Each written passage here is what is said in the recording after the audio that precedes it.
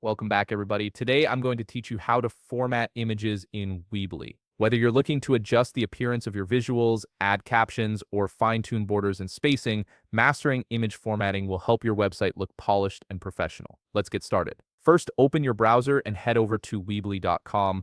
Once you're there, log into your Weebly account using your credentials. After signing in, you'll land on your homepage. Now, direct your attention to the left menu where you'll see several options. Look for the one labeled Website and click on it. This will expand more options beneath it, and from there you'll want to click on Edit Site. This takes you into the back end of your website where all the editing magic happens. Next, you'll be prompted to choose which website you want to edit if you have multiple sites. Once you've selected the right one, look over to the right side of the screen and click the Edit button. This will open up the editor page of your website, giving you full access to all the elements you can modify.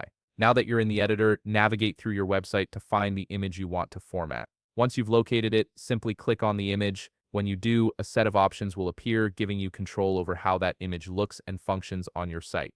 If you want to edit the image itself, click on Edit Image. This opens a suite of editing tools where you can crop the image, add filters, adjust brightness and contrast, insert text overlays, and even adjust the focus. These features are incredibly useful for ensuring your images look exactly how you envision them without needing external editing software. If you'd rather replace the image entirely, click on Replace Image. This allows you to upload a new image from your device, swapping out the old one while keeping the formatting and placement intact. Beyond editing and replacing, you'll notice several other options. There's a lightbox feature which enables images to open in a larger view when clicked, perfect for galleries or detailed visuals. You can also add a link, turning your image into a clickable element that directs visitors to another page or external site. Adjust the alignment to position your image left, center, or right, and tweak the spacing around it to control how much room it has relative to surrounding content. If you want to add context, use the caption option to include descriptive text directly below the image.